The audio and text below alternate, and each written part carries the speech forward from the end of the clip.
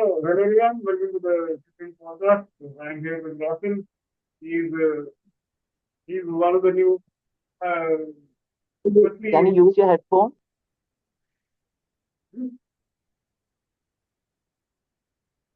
Can you use your no, headphone? okay.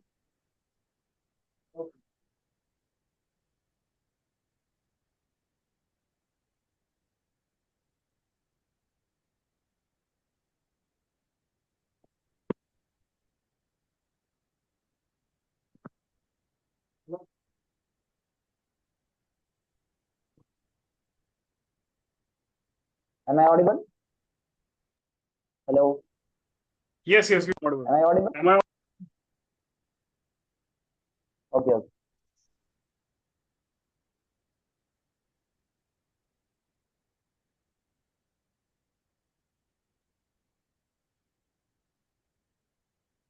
So everything is working right? Yes. So we can start. Yeah, I can hear you. Okay. So hello everyone, welcome to the second podcast. I'm here with my friend Roshan. He is one of the newest members of the initiative of Libertarian Party of India. He's from Kerala and a very enthusiastic member of the party. So Roshan, would you like to introduce yourself and why you are interested in libertarianism?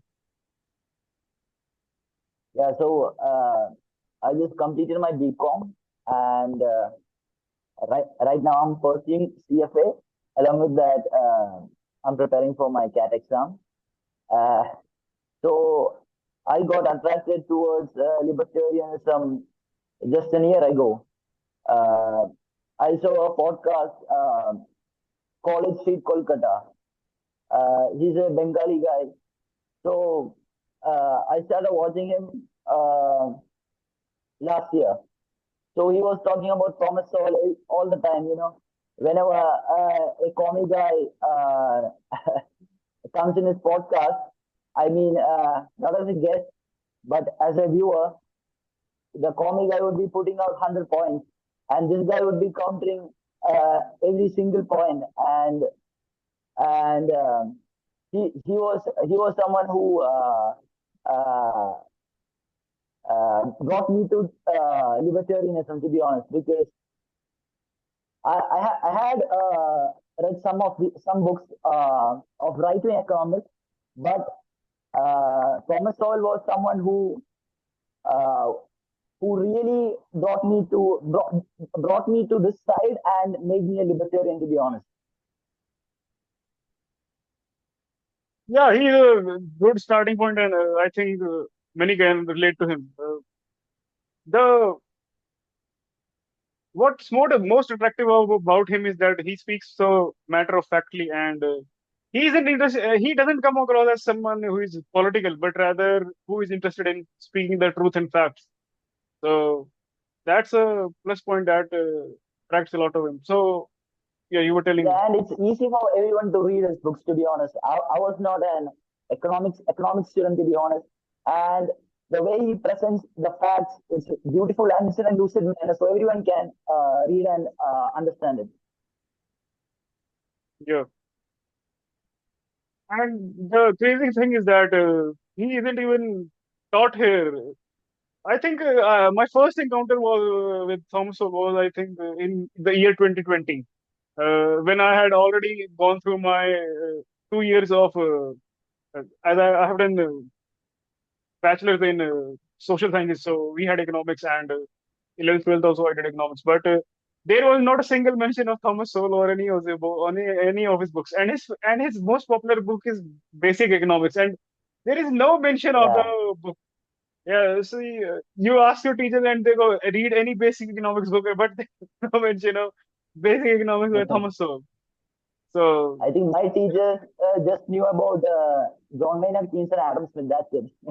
yeah, uh, Adam Smith is thought as he's some arcane thinker who is no longer relevant, and Keynes has been mythologized the savior post World War II savior, and he is the greatest of all time, and blah blah blah. No talking about how his theory of general employment is nonsense garbage and has been discarded by even by Keynesians themselves. Yeah, yeah.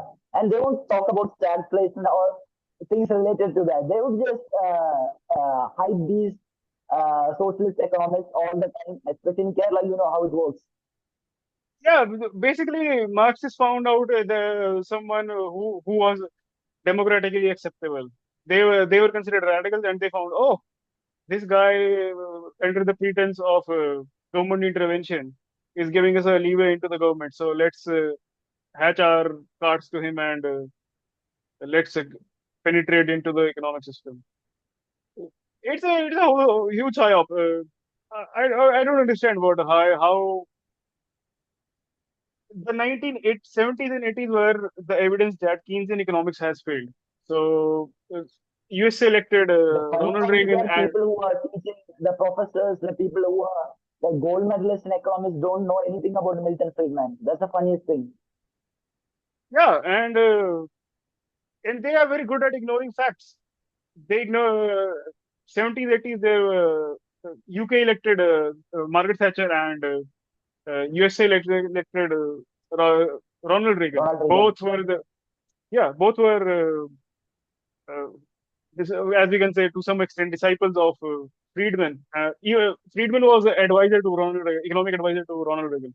So they Yeah. made a huge economic comebacks, but somehow they just lost the plot, and we are back to Keynesianism. And Yeah.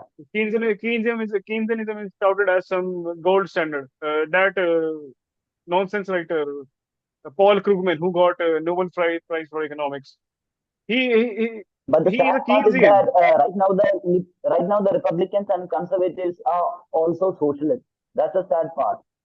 Yeah, Just look at the speeches that Trump is giving. It's very much socialist only. yeah, they are basically they are called the uni party. Trump is talking about tariffs, and Kamala is talking about Kamala is talking about price controls. It is really interesting that I was reading the comments, and someone was saying, "How is she a graduate in economics?" I mean, has economics education degraded to such a level that price control, the failures of price control is not taught? I think it is chapter one or two of Thomas Sowell that price controls don't work. Basic economics. Yeah. I don't know what the chapter number is, but he starts with his whole book starts with price control, rent Yeah. control, welfare. So right now there's a big fight, like an inside tussle between the Republican itself, those who are like libertarians or like pro free market, and the guys who are like nationalists but at the same time socialists. Yeah. So let's move on to Kerala. You are Yeah. well versed in the very well versed in the the local politics there. So give us a broad overview of what it's like, and how is the only communist state still surviving there. I think it's mainly because uh, the universities are completely filled with these Marxist professors. So the argument would be that even Delhi and colleges in Delhi and Bombay also have Marxist professors. But the thing is that only the premium universities or the top universities have Marxist professors. Here it's like someone who is interested in uh, what do you say, like upgrading their life or moving out. They are seen as something like evil people. So here there's a mentality that, but the funny part is that they end up working in Dubai only. That's a funny part. These guys don't provide the platform for entrepreneurs to uh, set up factories or industries and create jobs. So these guys, when they're 26, 27, they end up leaving Kerala and start migrating to UAE or any of the West Asian countries. So I think it's mainly because of the attitude that making money is something bad. I think that's the reason why companies are still able to uh, still have a high hold on certain districts, not every district, because I send you an I send you an I send you a message. I think 3 weeks ago. So I'm from Thrissur. So here I think BJP is gaining ground, and communists are, the local leaders are fighting with each other, because Communist Party in the 1960s and 70s were very different. Uh, they used to stand up for I told you, the lower caste, Hindu lower caste community. But the thing is that now they are rich. So they don't want that, they don't want high taxes, or they are the communist drama. So right now communists are facing a lot of problems. Yeah, I follow. There is one party member, Rishi Josanu, if you know about him.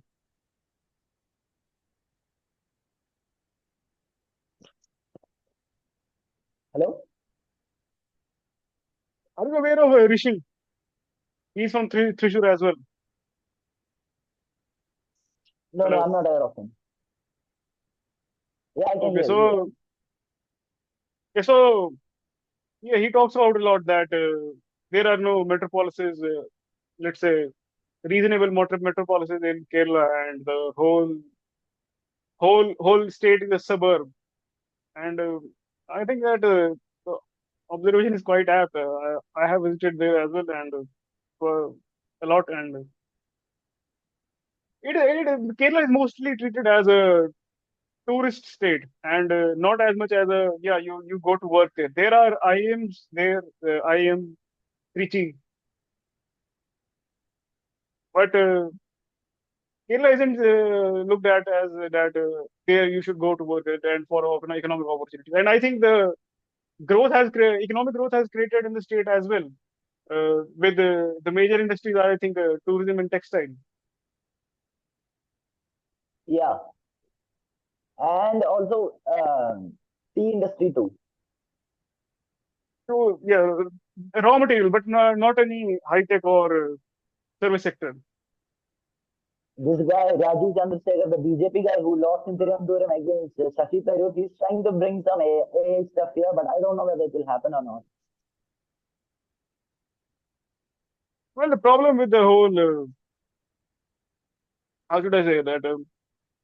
It is I live in Chandigarh, and here it is called the planned city. But the plan is ruining the city. Chandigarh is in the center of the tri-state area of Punjab, Haryana, and Himachal Pradesh. So it has a lot of educational institutions. So all of them come for education. There are approximately, I think, 50 lakh, or not 50 lakh, 50,000, 60,000 students studying in Chandigarh and the vicinity of the Tri-City.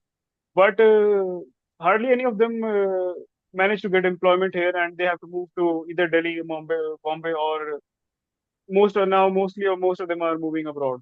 The basic problem is Chandigarh doesn't have the density, the the high-rise buildings that are required to generate a population density like the ones that Mumbai has. Chandigarh simply doesn't have that, and that results in you may have millionaires, but if millionaires, if you have only 1 millionaire per square kilometer, you cannot have malls every square kilometer. So just to cater to 1 billionaire. So what I meant to say is that the population density comes with high rises, and high rises are necessary to facilitate economy. And it is a common pattern noticed everywhere that whichever area has low density, it results in low economic growth, because economic growth requires a lot of coordination of a lot of people living together and specializing in a very niche sort of labor, and then voluntarily exchanging their services, and then the whole pie keeps growing, and eventually uh, you see prosperity all around you. But right now, mm, I think the similar problem is being faced in China, that you haven't diversified to other areas, and communists just unionized the pre-existing industries that were pre-IT revolution industries, and they haven't simply let in the IT sector yet, and so the whole Yeah, state is they were struggling. completely against computers in the 1980s. They were completely against it. And right now, there was a debate, in Twitter only, and this between two Mallus only, and one guy was saying, can't we place dustbins in like 1 kilometer apart of 500 meter apart? So the answer this communist guy gave was that so the workers will lose their job. People who are cleaning the roads will lose their job. That was the answer that the communist guy gave. Yeah, communists are, how should I say, Luddites. They're a Luddite death cult who are just interested in destruction of happiness of all. Yeah, and And I had a debate with a communist. I'm He was a really senior, curious. senior. How is the communist culture there? That do they organize any uh, nukkad meetings, etc.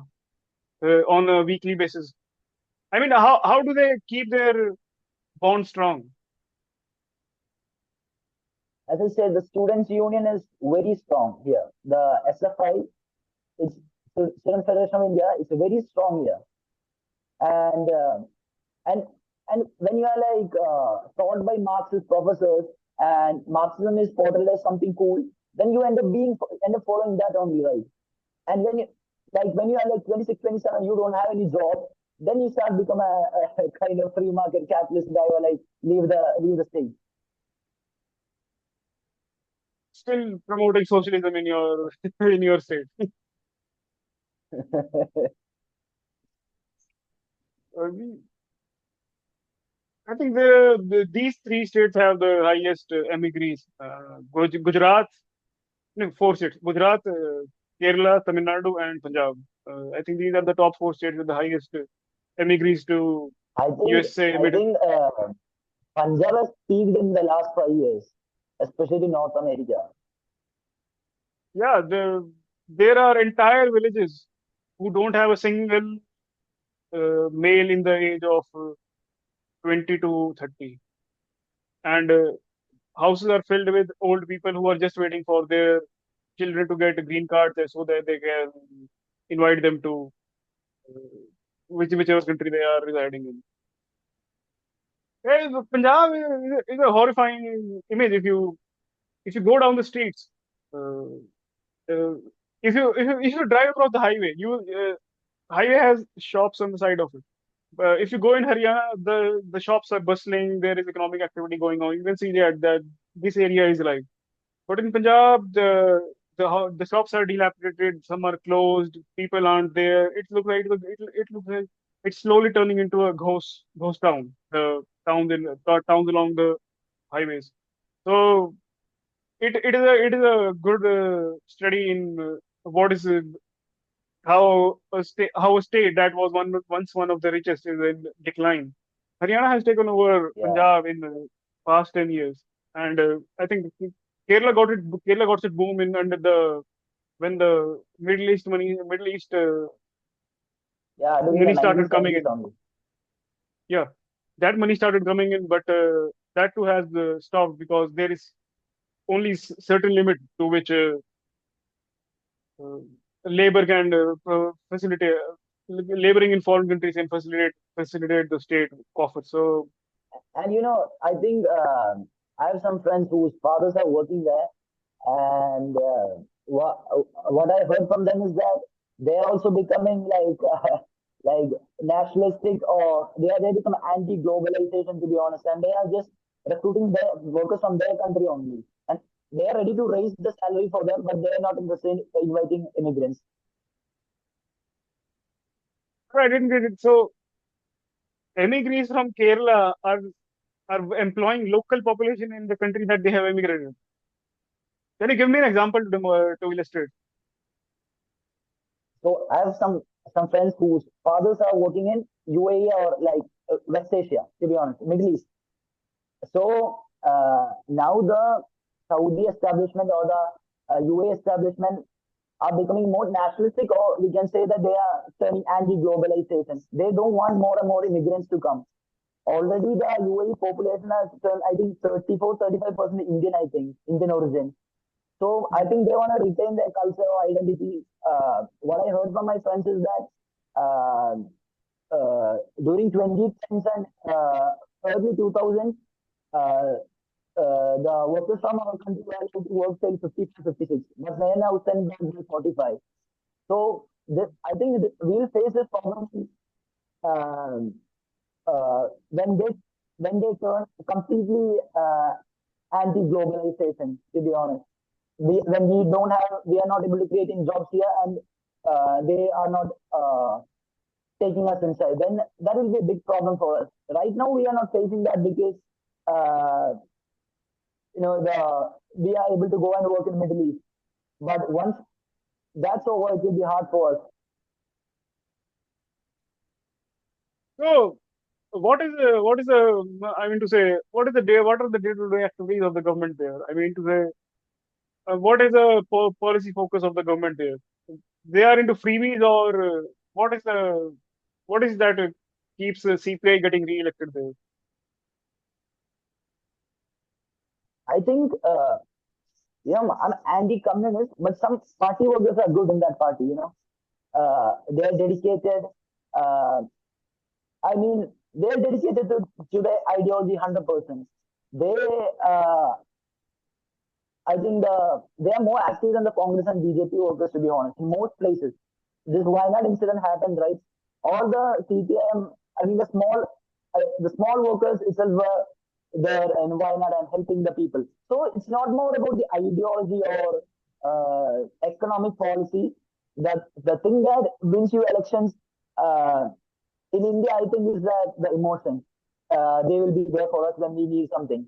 It's more about that, not about. I also read some many books related to how communists used to influence people. Yeah, they do influence, but you can't influence someone who is in their 40s, 50s, or 60s. You can influence young minds to be. Yeah, you can influence the young minds, but the older ones, it's not just about the freebies. Congress is not different. They also give freebies. I think it's about the personal touch. They know that they are only relevant here. So they just work hard. And why? Well, it's a contest between Communist Party and Congress Party and BJP Party, three-way contest right now. Yeah. Where does the support of a Congress Party come from? It's mainly, they have their core voters, the traditional Congress voters, the Indira Gandhi voters. As I said, the guys who are who have shifted to BJP from 2015, 2014, sorry, 2014, shifted to BJP. But major chunk has still, Congress has been able to retain the major chunk. And Muslims vote for Congress, uh, especially in the Lok Sabha election. When it comes to the assembly election, uh, they're like 30% vote for the CPI and 70% vote for Congress. It's mainly the Muslim vote, Christian vote, and some upper caste votes. That's what helps Congress. That's what helps Congress win elections here. Well, they are so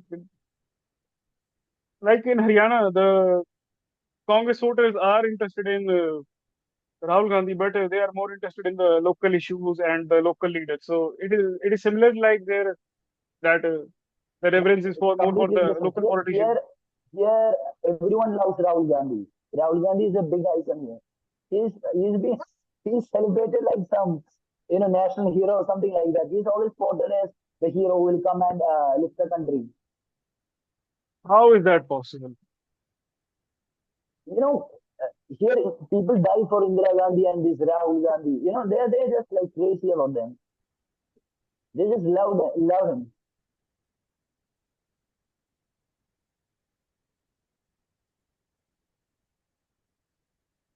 Supposed to be the smart. And supposed to be the most educated, smart state. What's going on here? I mean, I think education there is overrated. is a The high more literacy evidence that rate, but yeah, you can continue, I think continue. I think that education is overrated, and most of you are being fed propaganda. the thing is that when anyone meet me through social media or meet me in real, the thing is that they start asking me the literacy rate is high, this, that. But what they mean by literacy rate is that they can read and write. That's it. It's not that they can understand Milton Friedman economics or John Maynard Keynes economics. There's something that everyone needs to understand. They just know how to read and write. And but the funny part is that they only read and write read about this communist or socialistic agenda. That's the problem. Yeah, it's like a tool. Literacy is just a tool. It depends on how you use it or where you You use it. just look into IITs and IIMs and just look at the percentage of Malayalis in that top colleges. You won't find, it won't be a big number. It won't be a big number. You will find people from UP, Bihar, these states. Now, yeah, you can put up an argument that the population is high, but still they are making it.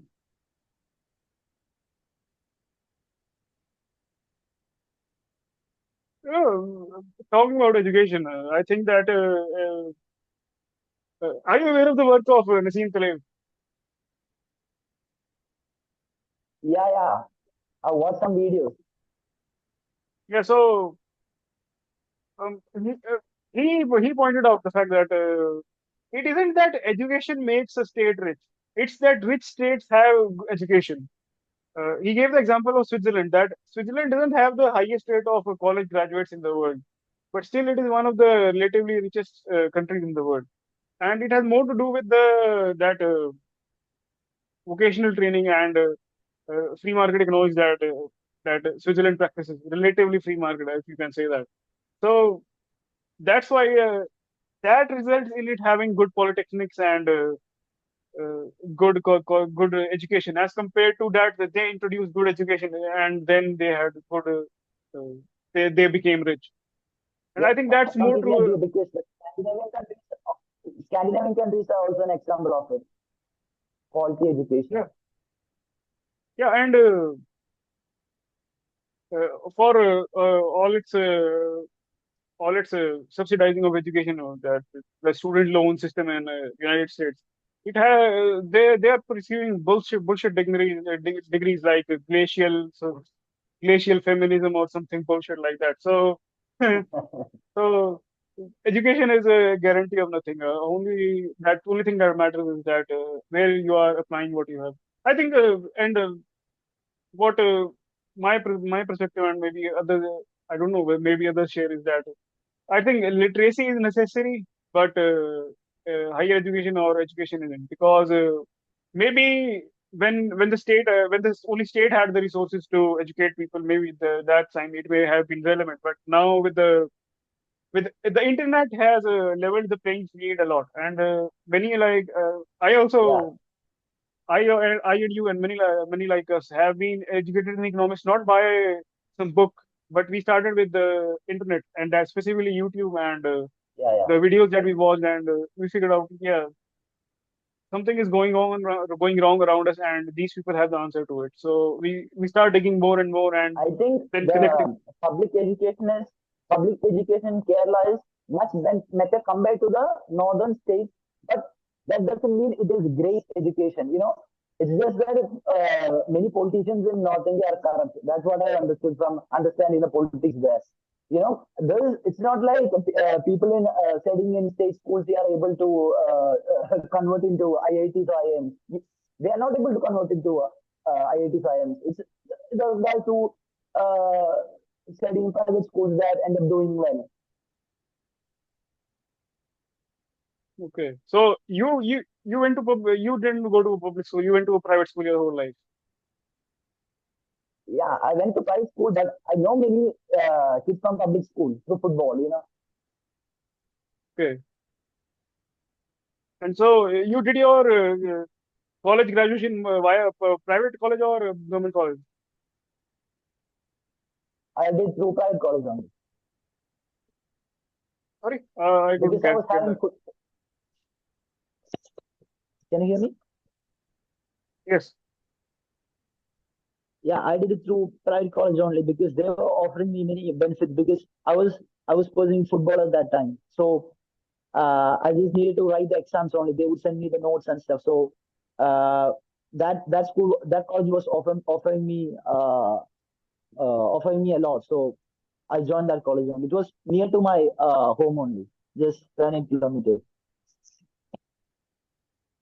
In your college, are the teachers fully communist or they are open to ideas and debates?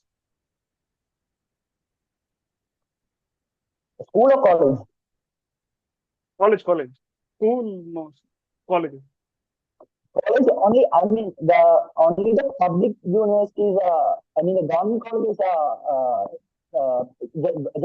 Only the government colleges promote politics. All the private colleges are against it. They don't. There was no politics in our college. Okay.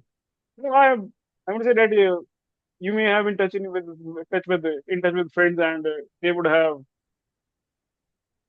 cared about what is the discourse going on. And I think our student elections a big thing there as well. Yeah, it's a big thing here. And uh, SFI is the dominant party, and is ABVP doing something? No, it's just there in some districts. It's not that strong in my district. It's strong in Thiruvananthapuram. I think it's strong in Thiruvananthapuram and mm, two other districts only, because it's mainly fight between the SFI and KSC, which is the Congress youth wing. And 70% of colleges are dominated by SFI only. So it's mainly the kids are completely influenced by communist ideology. All parties are socialist, and there is degree of there is variation of how socialist they are. I think that's what you're trying to say. Yeah, it's just that some like Karl Marx, other like John Maynard Keynes. Some may be religious and socialist. Some may be completely hating religion. It's just that they hate capitalism. That's a simple thing. They are just different types of socialists only. So, what are there? You were telling me that you have some libertarian friends out there. So, what? How did you meet each other, or you turned each other libertarianism? How did that go? They're my school friends, to be honest. That's why I said people who pursue education in private schools or private universities are not leaned towards communism. Either they are not interested in politics, or they are mainly capitalists, or they enjoy money, or they wanna upgrade their life. That's why I say people doing good in public universities end up staying in, and they're not able to upgrade their life because there's that they just promote the mediocrity, that achieving too much is evil, or you need to spend time with everyone. I don't know how to explain it, but it's just that creating money, or like focusing on life, or trying to achieve something is portrayed as something very bad here. Coming back to uh, how I met them, they're my school friends mainly. Two or three of them met through my friends' friends. They were my friends' friends. So we almost every Sunday, there's a library, the town hall library. We go and discuss various things that we have observed in the social media, what the arguments that communists are giving. So right now we have created a small ecosystem where the libertarians come and meet every Sunday, and we discuss about various ideas, how we can promote it. And within the libertarian group itself, there's a big castle in the sense that there are some people who hate religion, but they're like, right, I mean, free market. And there are people like me who are like, I'm not like religious as such, but like, I'm proud of my civilization, my identity. And yeah, there's like inside castle, but at the end of the day, we just hate communists, so we are together. So, are they are they aware of the party, and have they joined the page?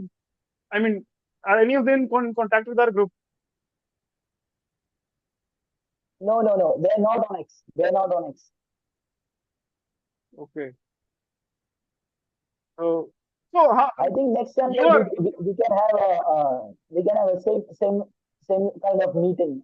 I invite all of them. They have great ideas and uh, some of them one of them studied from Oxford only. okay. So what's the scope of a libertarian? This is showing me a timer that the meeting will close in 4 minutes. So we'll start the next one, and then I'll flip the flip the two recordings. So yeah, talking about Okay. what's the scope of libertarianism there in. Can you move the camera Just sideways? switch off my light. There is yeah, there is a lot of glare. Can you move the camera sideways? This side. Okay, one second.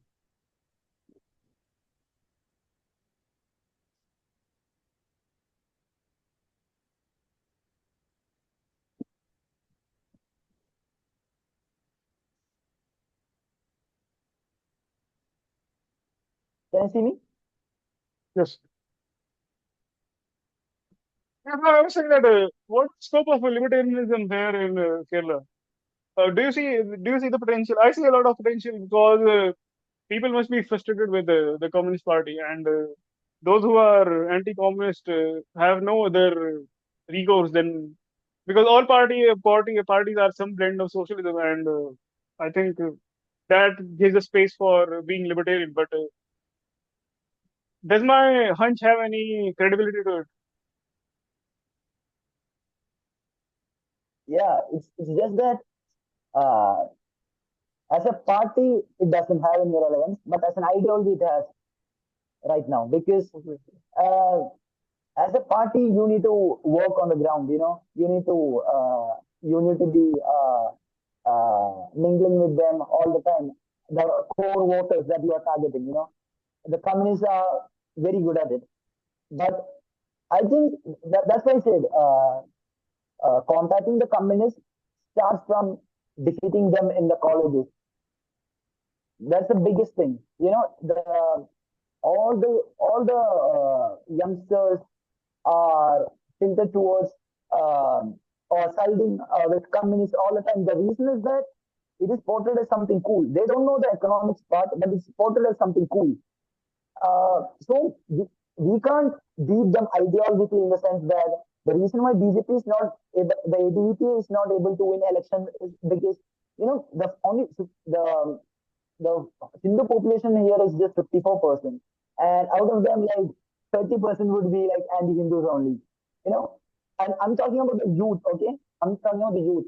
So we can defeat them only through economic debates only. We just need to show them how foolish this communist economic policies are. But the reason is that when we dig into economic policies, when we say that the per capita income in this country has increased, that country has increased, but the communist country, then the quality of life has decreased, the argument they would bring up is that they are much happier. So they don't know how can we measure happiness. So they would bring this argument to election. You know, I was having a debate 2 days ago with my senior, and he was saying that he just posted about the rape case that happened like 4 5 days ago in the Kolkata, Can and you restart this? The meeting is ending. I'll send you a link again, and then let's start from there. yeah, okay. So